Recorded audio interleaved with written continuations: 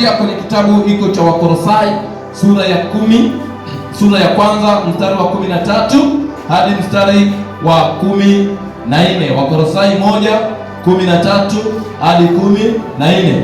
Biblia inasema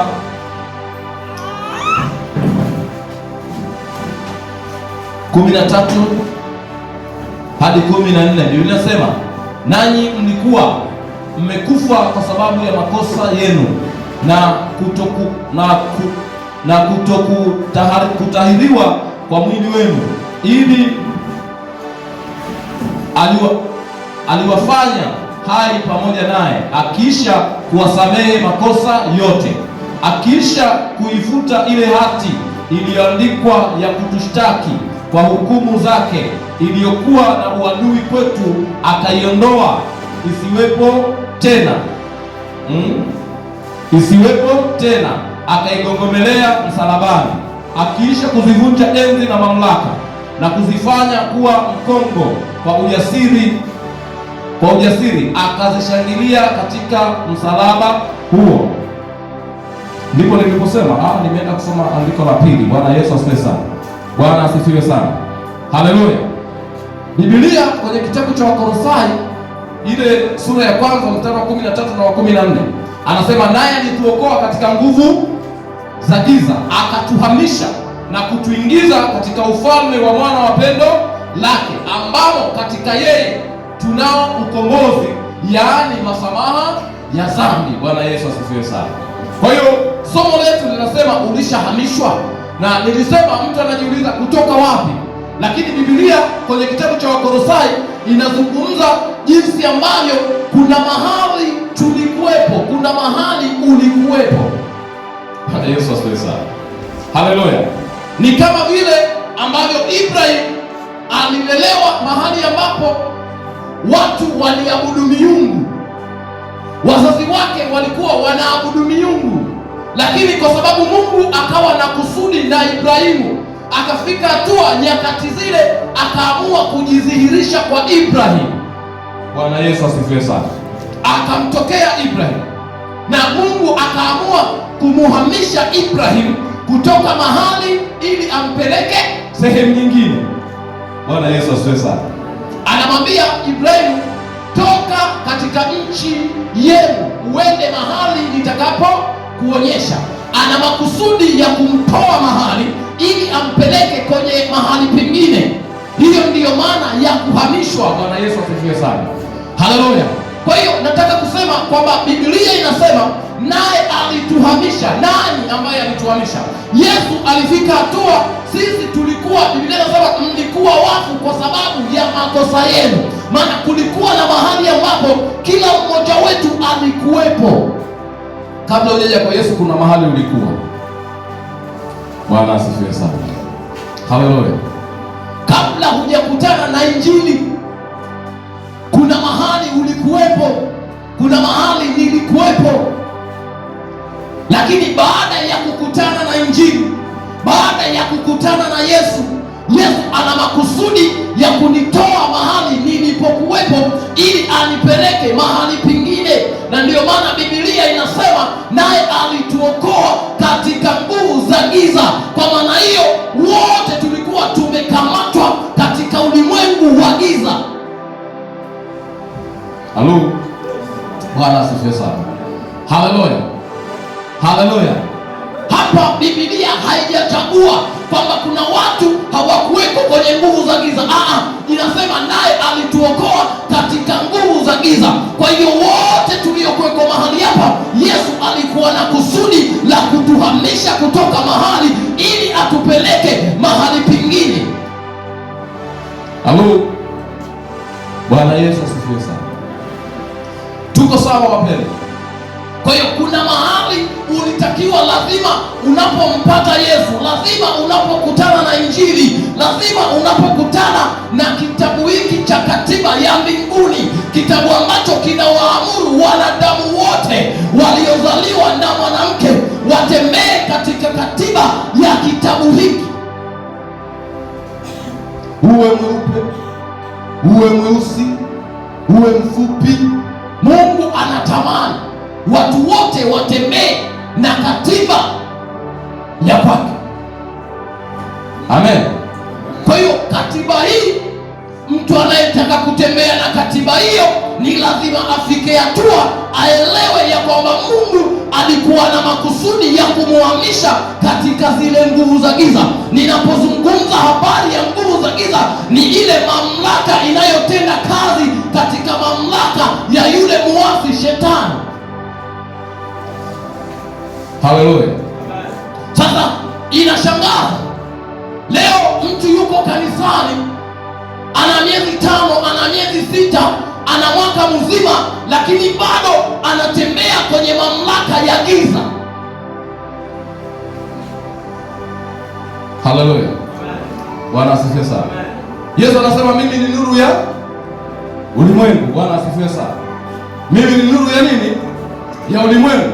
Ya kwamba Yesu anapotokea mahali kwamba giza lazima lijitenge, na pale mahali nuru iangaze. Hiyo ndiyo maana yake. Halo.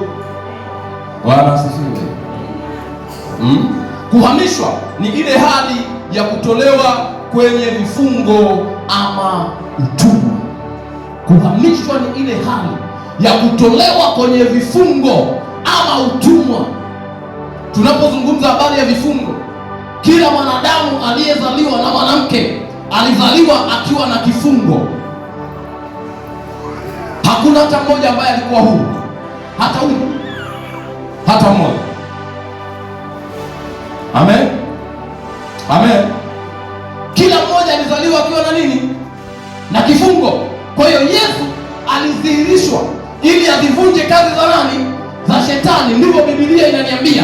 Alidhihirishwa ili atutoe kwenye vifungo, na ndiyo maana akasema kwenye kile kitabu cha Luka, Roho wa Bwana yu juu yangu, maana amenitia mafuta kutangaza kwa ubiri maskini habari njema, kuwafungua wafungwa waliofungwa, kuacha huru waliosetwa.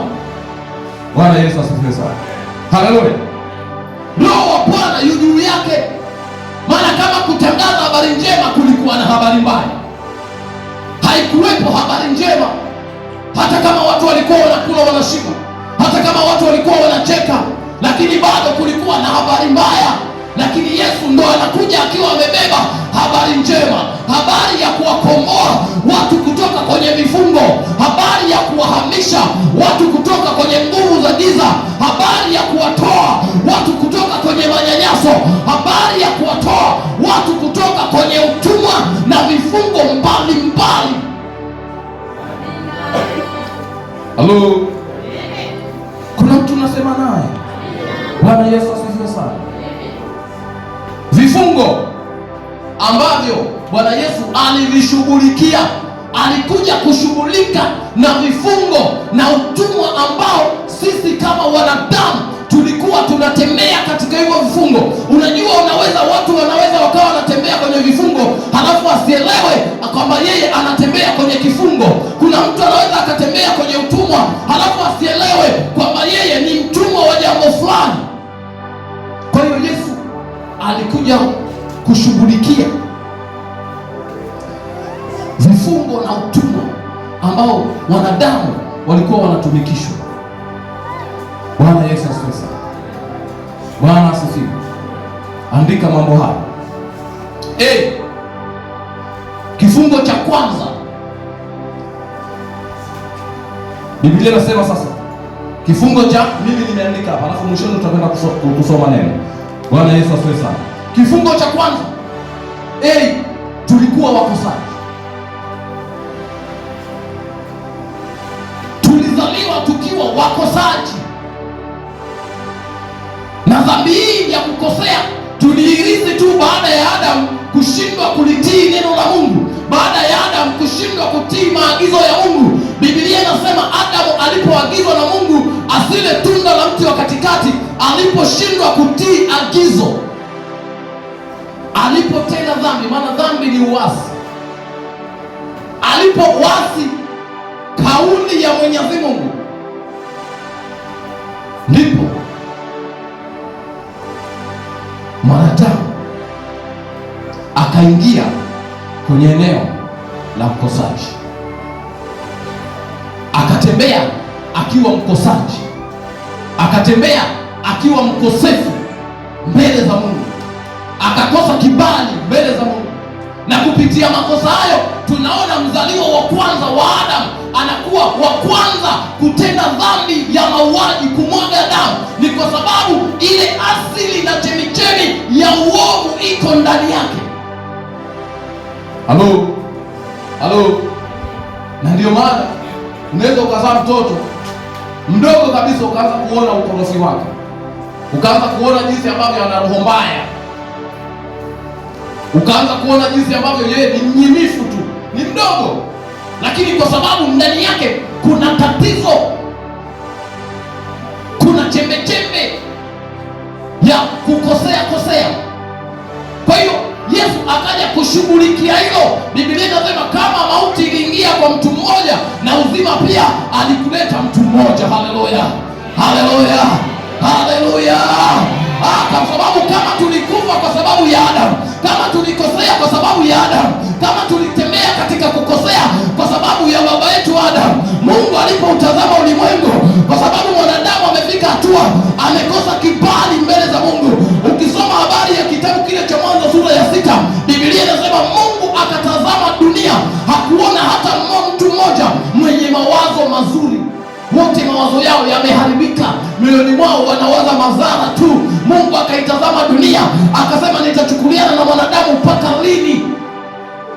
Akaamua kutaka kuifuta dunia, lakini kwa neema mtu mmoja akapata kibali ili yawe mbegu ya kizazi kitakachoendelea. Bwana Yesu asifiwe sana. Haleluya. Kwa hiyo Yesu alikuja kushughulikia habari ya ule ukosaji wetu, kutuhamisha kutoka kwenye kukosea ili atupeleke mahali ambapo hatutaendelea kutembea katika kukosea. Sikiliza nikueleze, tumehamishwa kutoka kwenye vifungo vya dhambi, tumehamishwa kutoka kwenye vifungo vya nguvu za giza, ile mikatale ambayo tulikuwa tumefungwa nayo, ile misukumo ambayo ilikuwa inatusukuma kwenda kufanya dhambi. Yesu aliamua akaja mwenyewe duniani, na baada ya kuja duniani akasema, nimekuja kumkomboa mwanadamu aliyeumbwa kwa mfano na kwa sura ya Mungu. Hatakiwi kuendelea mahali alipo, hatakiwi kubaki kwenye kukosea. Ni lazima hata kama alikosea, anapofika hatua akaniamini, ninampa mamlaka ya kuto kukosea tena. Yesu alishughulika na habari ya ukosefu wetu. Ndio maana nikasema hivi, ulishagahamishwa au bado uko pale? Bado wewe makosa kwako ni swala la kawaida, bado wewe maisha yale ya zamani ni swala la kawaida. Biblia inasema naye alituhamisha, tumehamishwa kwenye nguvu za nini? Za giza. Sijui kama naongea na mtu hapa. Bwana asifiwe. Haleluya. Kitu cha alishughulikia swala la makosa. Maanake hilo makosa ndio yalitufanya tutembee katika vifungo.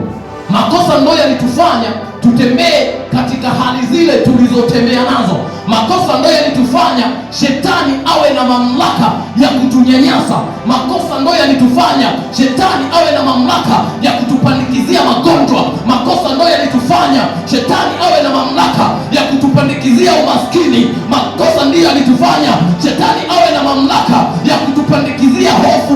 Makosa ndio yalitufanya shetani awe na mamlaka ya kutupandikizia mauti. Lakini Yesu, kama Adamu alisababisha mauti, Yesu akaja ili aweze kuishinda mauti. Na ndio maana Biblia inasema mwanaume akaenda msalabani, na baada ya kwenda msalabani, walipomshusha msalabani wakamzika kaburini, kwa sababu alikuja kushughulikia vile vitu ambavyo vilikuwa vifungo kwetu, vile vitu ambavyo mwanadamu vilimkosesha amani.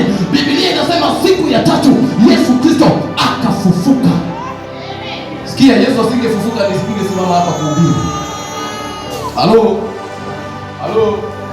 Bwana asifiwe. Nisingehubiri Zanzibari, nisingehubiri Injili kama Yesu asingefufuka. Amen. Wala Injili duniani isingekuwepo.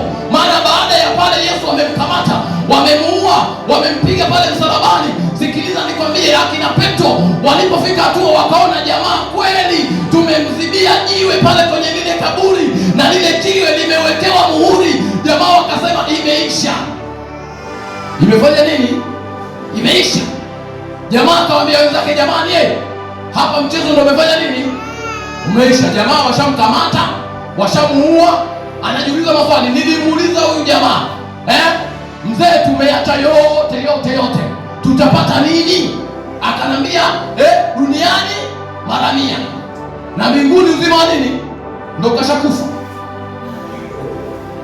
kashakufa. Petro anasema, jamani, ndio imefanya nini? Imeisha. Mimi mzee, kwa sababu nilikula kwa miujiza. Jamaa alikuwa na miujiza, akitazama juu samaki wameshuka. Sasa leo tutakula nini? Jamaa hayupo tena.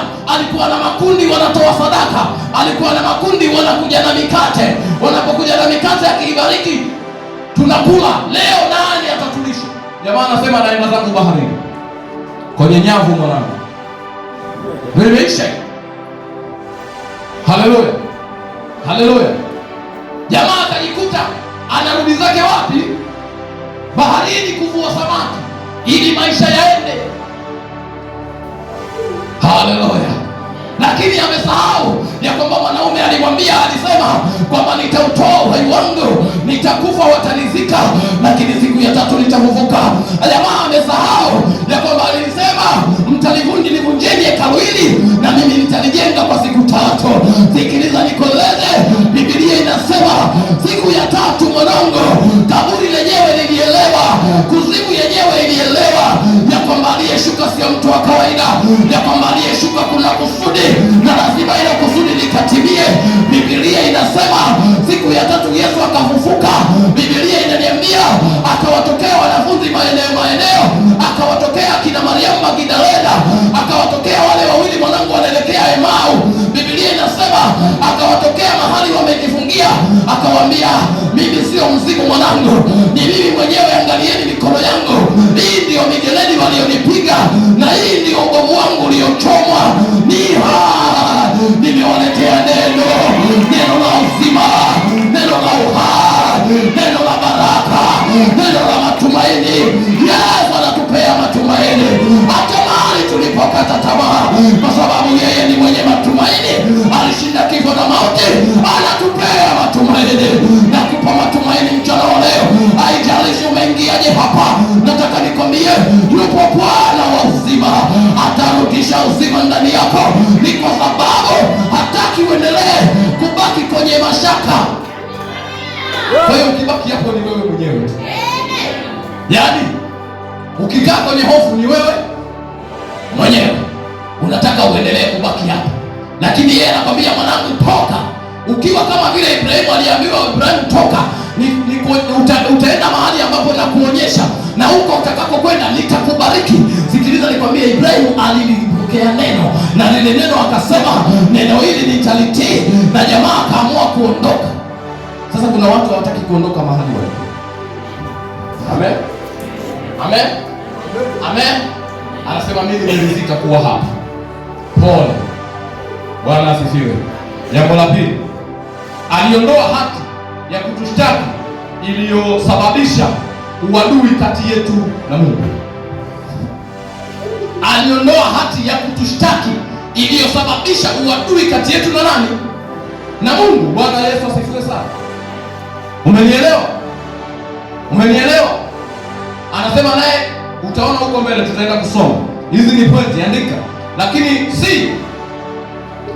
alituondoa katika mamlaka ya giza. Mamlaka ya nini? Ya giza. Bwana Yesu asifiwe. Utendaji wa kumilikiwa katika ulimwengu wa roho. Unajua, unaweza ukajiona salama katika ulimwengu wa mwili. Unaweza kujua ukawa una kiburi katika ulimwengu wa mwili. Watu wakikuelekeza unafanya kiburi, kumbe kwenye ulimwengu wa roho umekamatika. Shetani anakutumikisha hicho kiburi ulicho nacho, ni utumwa. Lakini Yesu alikuja kushughulikia hiyo hali. Bwana Yesu asifiwe sana. Lakini namba D, alituingiza katika neema kupitia imani. Alituingiza katika neema kupitia nini? Katika neema kupitia nini? Hebu fungua kitabu cha Wakorintho. Bwana Yesu asifiwe sana. Haleluya. Fungua Wakorintho 12:13 hadi 16. Wakorintho 2:13 hadi 16. 2:13 hadi 16. Soma hapo.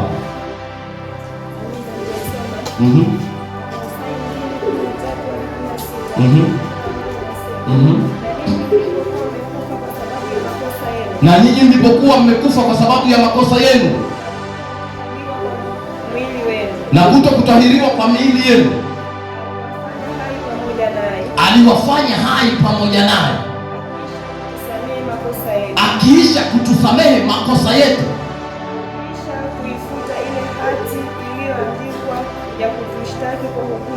akiisha kuifuta ile hati iliyotushtaki iliyoandikwa ya kutushtaki kwa hukumu zake,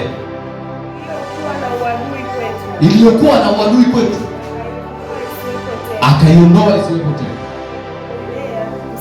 akaigongomea msalabani, akiisha kuzivua enzi za mamlaka na kuzifanya kuwa mkongo, akizishangilia katika msalaba huu. Basi asiwahukumu nyinyi katika vyakula au vinywaji, au kwa sababu ya sikukuu au mwandamo wa mwezi au Sabato. Bwana Yesu asifiwe sana. Haleluya, haleluya. Mambo haya watu waliishi katika hayo. Bwana Yesu asifiwe sana. Ulimwengu ulitembea katika hayo. Haleluya. Sasa kuna watu bado wanatamani tuendelee kuishi katika hayo, bado wanatamani waendelee kuketi katika hayo. Bwana Yesu asifiwe sana. Lakini Biblia inasema kwamba yeye alikuja kutuondoa katika ulimwengu wa giza na kutuingiza katika ufalme wa wana wa pendo lake. Anapozungumza habari ya ufalme, kwamba kulikuwa na mahali tunamilikiwa, kuna ufalme ambao unatumiliki kinyume na mapenzi ya Mungu. Bwana Yesu asifiwe sana. Yaani huyo mwizi alituiba, maana Biblia inasema shetani ni mwizi, halafu kisha ni mwongo. Haleluya. Kwa hiyo mwanadamu alikuwa amefika hatua ameibiwa kutoka kwenye kusudi la Mungu, na akafungiwa mahali ambapo asingeweza kujikomboa mwenyewe. Baba yako asingeweza kukukomboa, baba yangu Nazaro Alhamisi asingeweza kunikomboa, na ndiyo maana alikuwepo. Na bado niliishi kwenye shida, bado niliishi kwenye mateso, bado niliishi kwenye maisha ya hofu, bado majini yalininyanyasa, bado nguvu za giza zilininyanyasa, na Nazaro Alhamisi alikuwepo. Hakukuwa na msaada kwenye maisha yangu. Lakini nisikilize, nikueleze, baada ya kukutana na mwanaume mmoja anaitwa Yesu Kristo Mnazareti, nilipokutana na huyo mwanaume, sikiliza nikwambie, akanambia, mwanangu, nilikuja ili nikuhamishe kwenye mahali ulipo, nikuondoe kwenye manyanyaso unayoyapitia, nikuondoe kwenye mateso unayoyapitia, nikuondoe kwenye kuchangamana na majini, nikuondoe kwenye kuchangamana na wachawi, nikuondoe kwenye kuchangamana na wazinzi, nikuondoe kwenye kuchangamana na walevi, nikuondoe kuchangamana na washirikina. Sikiliza nikwambie, wakati huo nikiwa kule, nilikuwa ni mshirikina mzuri, nilikuwa naenda kwa waganga wa kienyeji, napeleka kuku zangu kwa waganga wa kienyeji. Lakini Yesu alipotokea akanambia, hutakiwi kukaa tena mahali hapa, wewe si wa kuwepo hapo, wewe si wa kwenda kwa waganga, ninataka nikufanye kuwa mwana, na nitakapokuwa kufanya kuwa mwana, utakuwa mrithi katika vyote, maana nitakupea mamlaka, maana nitakupea uweza, nitakupa uwezo wa kushinda dhambi, nitakupa uwezo wa kushinda ukahaba, nitakupa uwezo wa kushinda zinaa, nitakupa uwezo wa kutembea katika mema. Sikiliza nikwambie, alitukokoa katika kukosea kosea. Sasa unakuta mtu yuko kanisani bado yupo kwenye kukosea kosea. Unamkuta mtu yupo kanisani bado yupo kwenye kutumikia nguvu za giza. Halo tu, kuna mtu ananielewa? Yaani kanisani yupo, lakini mawazo yake pia yapo kwa mganga wa kienyeji. Biashara anafanya, kwenye maombi anakuja, lakini pia haamini ya kwamba maombi yanaweza yakatenda mambo makubwa kwenye biashara yake. Bado anaenda na kwa waganga wa kienyeji. Sikiliza nikwambie, kwenye madhabahu za Yesu anaenda, lakini bado anatafuta na madhabahu nyingine ili abebanishwe na mafuta pia, abebanishwe na chumvi pia, abebanishwe na udongo pia. Sikiliza nikwambie, tunaye Mungu wa yasiyoshindikana. Hahitaji mafuta, hahitaji chumvi, hahitaji kitambaa, anahitaji mtu aliye tayari, anayesema mimi niko hapa, maana yeye ni Mungu wa ahadi. Alisema nitakuwa pamoja nanyi hata ukamilifu wa dahari. Hakusema tutakuwa pamoja na mafuta, hakusema tutakuwa pamoja na keki, hakusema tutakuwa pamoja na vitambaa. Alisema nitakuwa pamoja na nyinyi, maana yeye hata tuondokea. Kila mahali tulipo yeye yupo, kwenye madhabahu yupo, na ndiyo maana inanena, ndiyo maana inafanya, ndiyo maana matokeo yanatokea. Nina kawaida ya kusema ya kwamba kama ipo feki, nakwambia original ipo. Usiwe na maneno tu, onyesha original. Lazima tuonyeshe original ya kwamba Yesu ana watu wake, ya kwamba Mungu ana watu wake, na anatembea nao, na anaishi nao, na anajidhihirisha kwao. Ni lazima ubadilike, usiendelee kuwa mahali ulipo. Ni lazima utoke hapo, maana alikuja kutuhamisha kwenye mawazo dhaifu, kwenye mawazo yaliyo chini. Anasema msiyatazame yaliyo chini, angalieni Mungu aliye juu. Nataka nikutazamishe Mungu aliye juu, ya kwamba yupo mahali hapa. Haijalishi unapita kwenye eneo gani, mchana wa leo, Mungu anaenda kujidhihirisha katika ile eneo unalopita. Yeye mwenyewe anaenda kusimama katika jina la Yesu.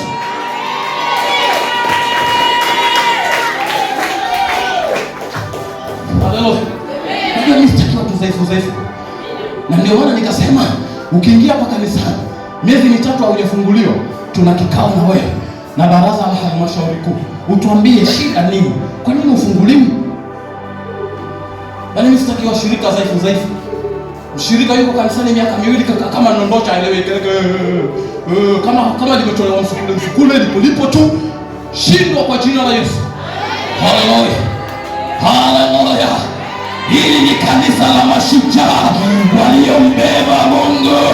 Lazima tuonyeshe ushujaa, maana Yesu alionyesha ushujaa, akasema mimi ni shujaa, ninashinda kifo na mauti. Hili ni kanisa la mashujaa, hatutishwi na jambo lolote. Wakija kwenye ulimwengu wa roho wanakutana nacho, maana tuna Mungu wa yasiyoshindikana. Usikubali kukaa kwenye udhaifu, usikubali kukaa kwenye mateso. Ni wewe mwenyewe kuchukua hatua, ukajiambatanisha na hii madhabahu, ukajiambatanisha na Mungu na mhubiri, ukajiambatanisha na mchungaji. Sikiliza nikueleze, Mungu amenipaka mafuta kwa nyakati na majira hizi, ni waondoe watu kwenye vifungo. Mungu amenipaka mafuta, waliofungwa mashimoni ni warudishe, maana nasema watu wangu wamefichwa kwenye mashimo na hakuna asemaye rudisha. Niko hapa ninasema rudisha, shetani rudisha, kila kilicho mashimoni ninakiita kwa jina la Yesu.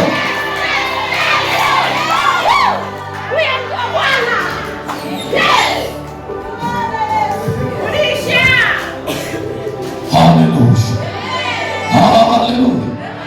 Bwana Yesu asifiwe. Bwana Yesu asifiwe. Ninamhubiri Mungu yasiyoshindikana. Yes. Huyo ndiye Mungu wa madhabahu ya maombi.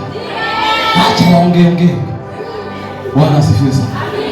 Sisi tunamtaka Bwana na nguvu zake. Haleluya. Acha niendelee mbele kidogo. Uko wakati mamlaka ya giza kujaribu kufanya mashindano na watu wa Mungu. Huko wakati mamlaka ya giza hujaribu, maana waga ikati tamaa. Hata ungekuwa na upako kama moto, haleluya, lakini mamlaka ya giza huko wakati huwaga inataka kujaribu mama. Amen, amen, amen. Inataka kujaribu. Kama iliweza, jamaa aliweza kumfuata Yesu akiwa na mfungo siku 40. Mimi na wewe nani?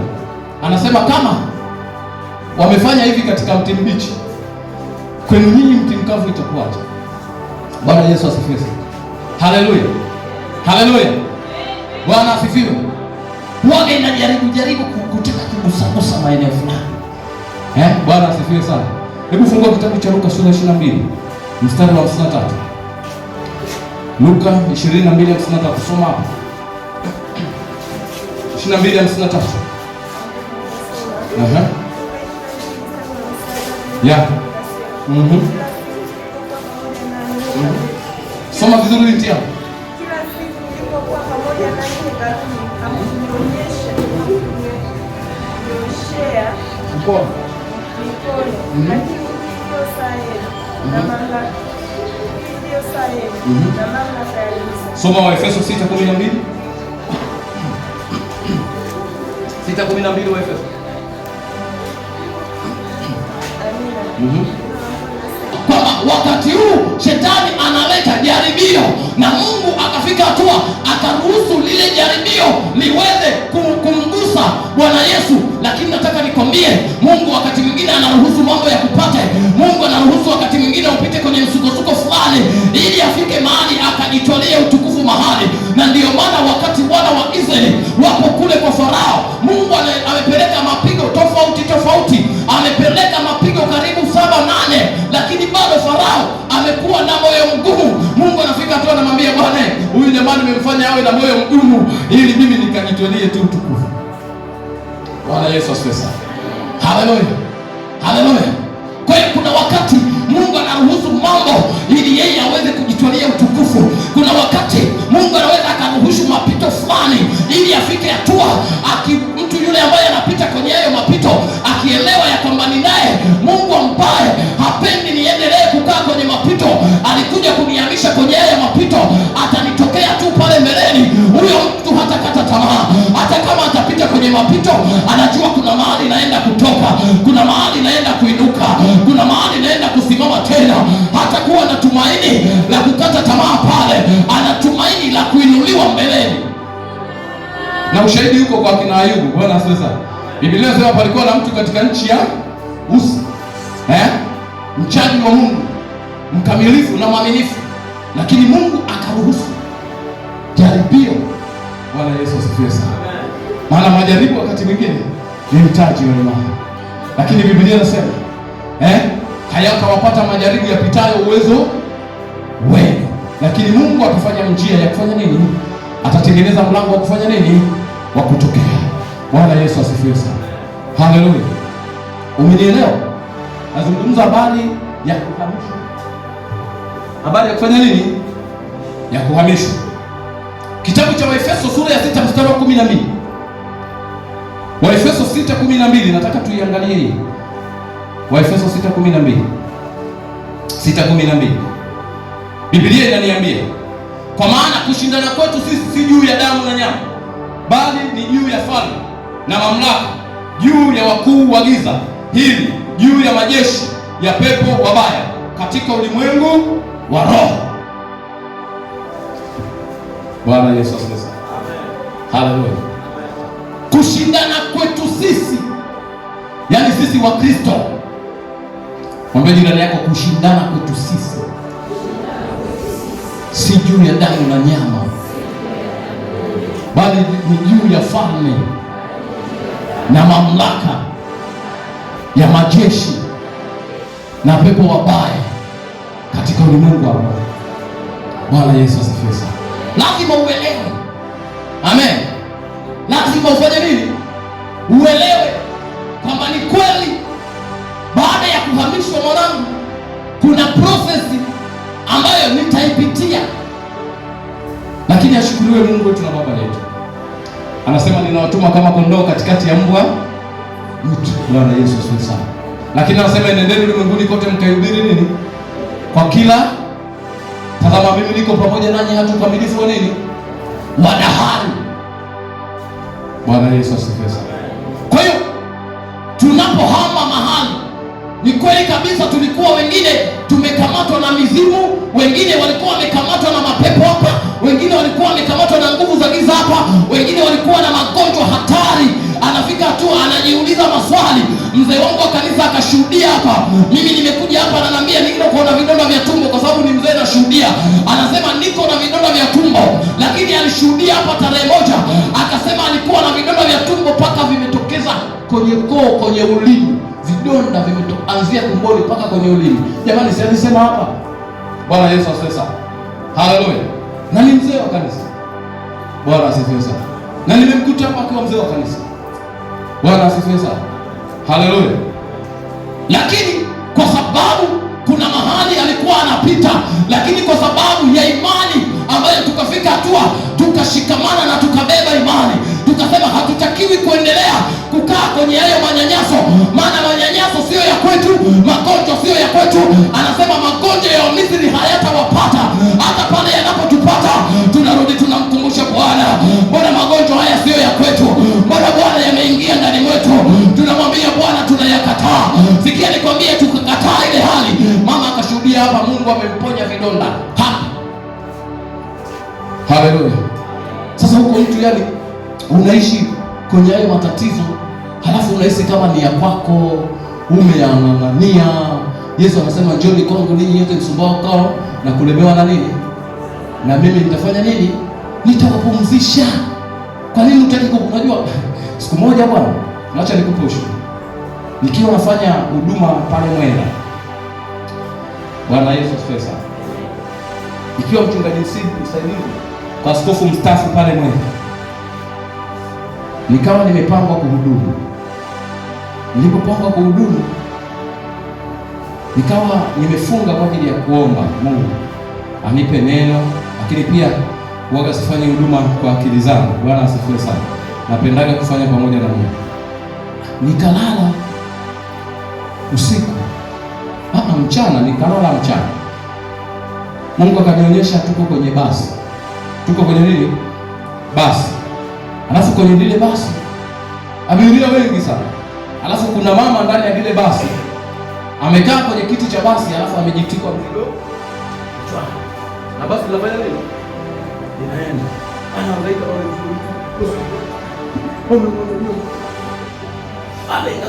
mzigo kubwa, namwambia yuko kwenye kiti cha basi. Sawa sawa na kupanda punda, alafu wewe ndio unajifika nini? Baada umebebesha punda, wewe ndio umebeba. Nikaja nikashtuka kwenye usingizi. Nikasema hii ndoto ina maana gani? Mchana nikaipotezea. Usiku nimelala, nikajarudia tena ile ndoto. Mama yule picha ile yuko kwenye basi, alafu amebebelea zigo kichwani. Na kuambia safari ya asubuhi na mapema. Mungu wangu. Sasa mimi nimekaa. Sasa ndoto ya usiku nikajikuta naungurumia lile zigo, unaona? Nikamwambia mama, hili zigo kuna mahali pa kufanya nini? Pa kuliweka, lete nikusaidie tuliweke mahali pake. Nikamtua lile zigo kichwani, nikaenda nikaliweka kwenye keria. Yule mama kachoka, katembea safari ndefu na zigo kichwani. Sasa mimi sikuelewa. Mungu akanipa neno, niliposimama kwenye madhabahu nikahubiri. Alafu nikatoa ushuhuda. Mungu amenionyesha kuna mama 1 2 3 jamani. Kumbe kuna mama yuko kanisani miaka mingi na ana tatizo limemsumbua kwa muda mrefu.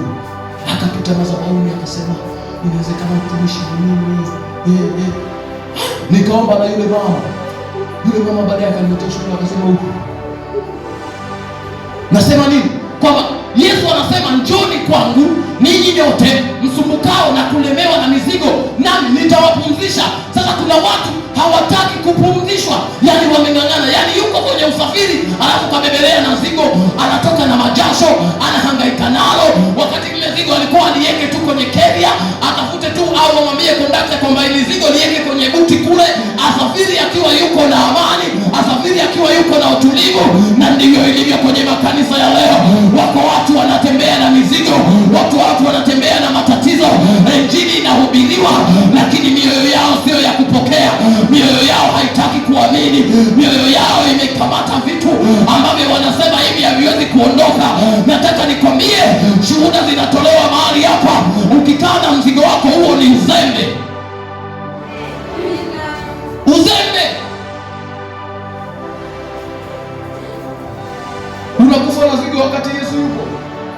Unakufa huna amani wakati Yesu yupo. Unakufa huna tumaini wakati Yesu yupo. Uzembe. Mungu akikutazama ndo kama nilivyokuwa namtazama yule mama mimi. Yuko kwenye basi na zigo kichwani. Jasho limemkatika. Sasa kuna mtu hapa anazika.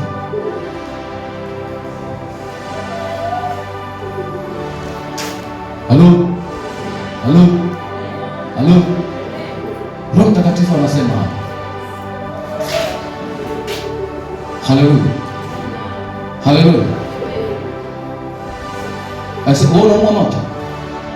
Watu anauma. Okay. Bwana Yesu asifiwe sana. Haleluya. Bwana asifiwe. Kuna Mungu anasema na mtu hapa. Watu wanapumzishwa, yeye bado anatembea na zigo. Watu wanafunguliwa, yeye bado mwanangu yuko tu kwenye vifungo, haelewi. Anaingia huko mlango anatoka. Watu wanatoka wana amani. Walikuja hapa hawana vitambi, leo wana vitambi. Walikuja hapa hawavai suti, leo wanavaa suti. Walikuja hapa hawaweki kalamu mfukoni, leo wanavaa kalamu mfukoni. Muda mfupi tu na wamewakuta hapa, yupo hapa, yeye yuko vile, hana mabadiliko, hataki kubadilika, hataki kusaidiwa, hataki kuinuliwa. Anasema mimi ndo nimekaa, mtanipita hapa, utapitwa kweli. Watu watakupita, wataenda, watafanikiwa, watainuliwa, sura zitanawili, wataongeza biashara, wewe unalia tu.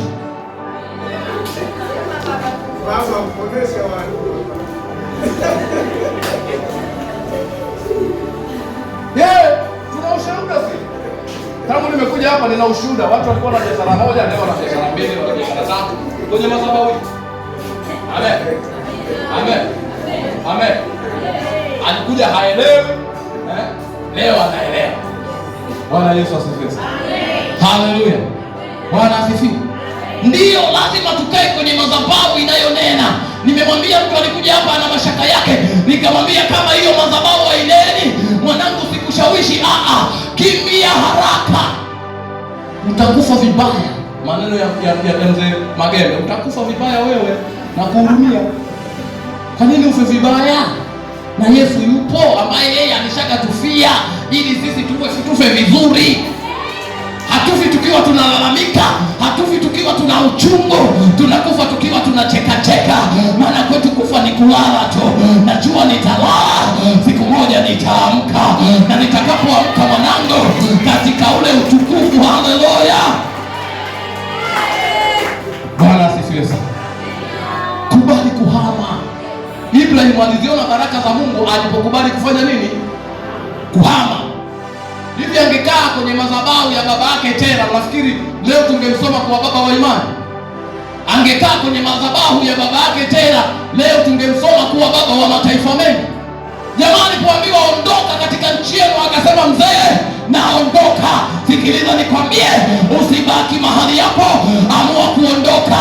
Sikiliza nikwambie, tunapokwenda kwa Yesu tunaondoka wazima kama tulivyo, kama nilivyo. Haijalishi wazazi wangu walikuwa na madhabahu. Nilizungumza hapa habari za Gideoni. Gideoni anapepeta ngano mahali, asikiliza nikwambie, alafu amejaa hofu za Wamidiani, lakini Mungu anamtokea anamwambia, Gideoni, wewe ni shujaa mwanangu, wewe sio kukaa mavumbini. Kwa nini unapepeta ngano? Gideoni alishajikubali, anajidharau mwenyewe, anasema mzee, sisi katika Manase ndo watu maskini kuliko wote, alafu pia unaniambia mimi shujaa. Nitawaokoa ndugu zangu, nitawaokoaje wakati mimi ndo mdogo kabisa? Mungu anamwambia, sio mimi niliyokutokea. Sikiliza nikueleze, usijidharau binti yangu, usijidharau mama yangu, usijidharau kijana wangu. Mungu anasema wewe ni shujaa. Kwenye biashara wewe ni shujaa, kwenye kazi yako wewe ni shujaa, kwenye maeneo yote wewe ni shujaa. Simama tu kama shujaa. Haleluya. Alafu utakaposimama kama shujaa, alafu unamkabidhi mzee wa vita, anasema vita vyetu si vya damu na nyama, bali vita vyetu ni vya kiroho, juu ya falme na mamlaka ya pepo wabaya na wakuu wa giza. Tunasimama juu ya hizo falme. Yamkini kuna vifungo vinakufuatilia, yamkini kuna lalalala za ukoo zinajaribu kufuatilia. Biblia inasema utii ni bora kuliko nini? dhabihu. Bwana Yesu asifiwe sana. Yaani moyo wako ukikubali, nataka nikwambie kuna matokeo yanaenda kutokea leo. Sema amen. Sema amen. Wanasifu wanaona mmechelewa sana. Naendelea kuongea, wewe bado hujapita mbele. Watu yes. Inua mikono yako juu na kusema na ijulikane kama Mungu wa mbinguni.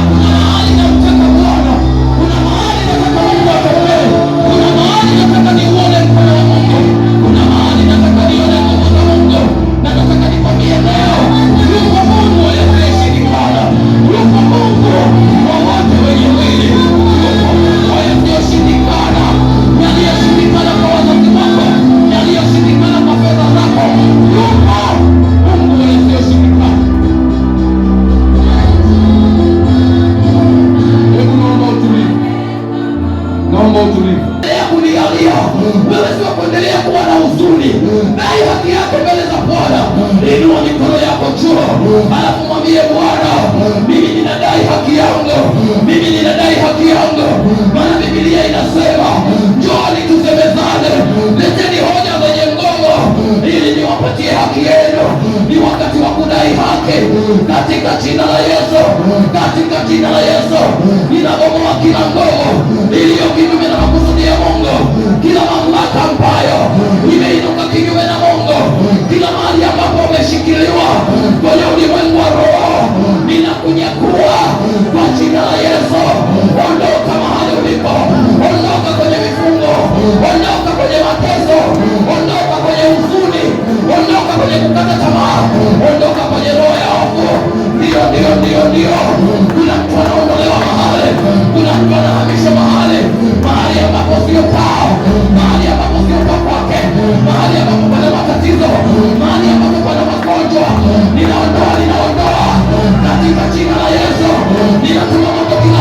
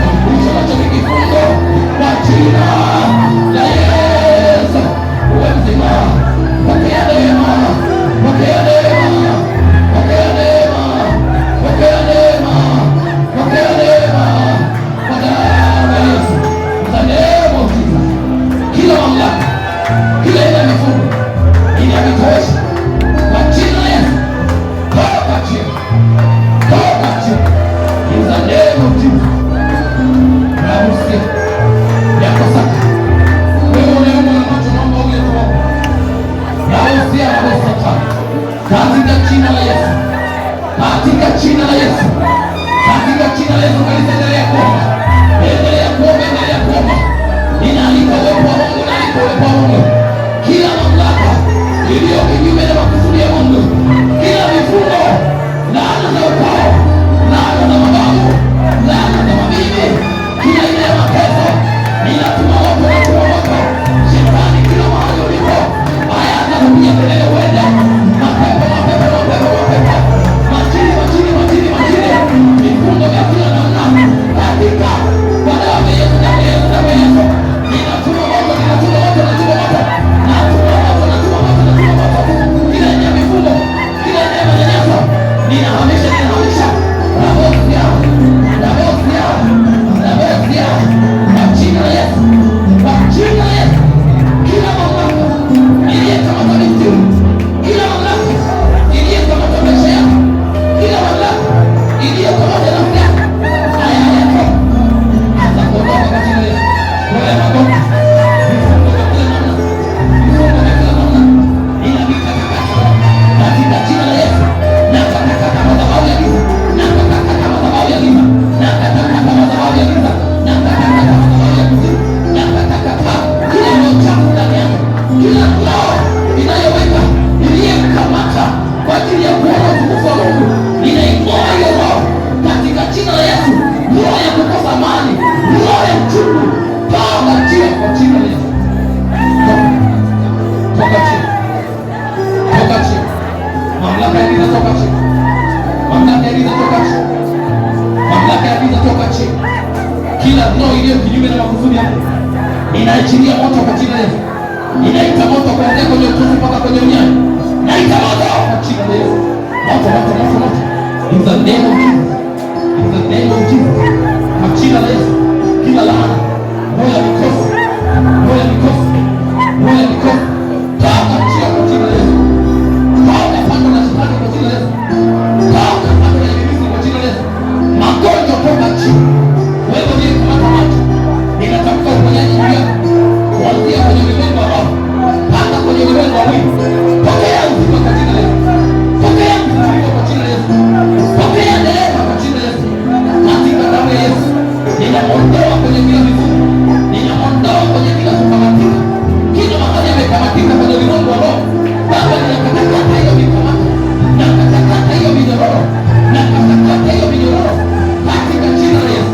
Ninatamkia ushindi, ushindi wa imani, ushindi katika roho, ushindi katika nafsi, ushindi katika ufahamu, kwa mamlaka ya jina la Yesu. Na bosi yako siko na bosi ya leta katika damu ya Yesu. Ninaachilia nguvu ya ushindi, ninaachilia nguvu ya ushindi. Kila mzigo juu yake ninaushusha kwa jina la Yesu. Kila mzigo juu yake ninamkabidhi jina la Yesu. Chukua mzigo wake, mzigo wa huzuni, mzigo wa vilio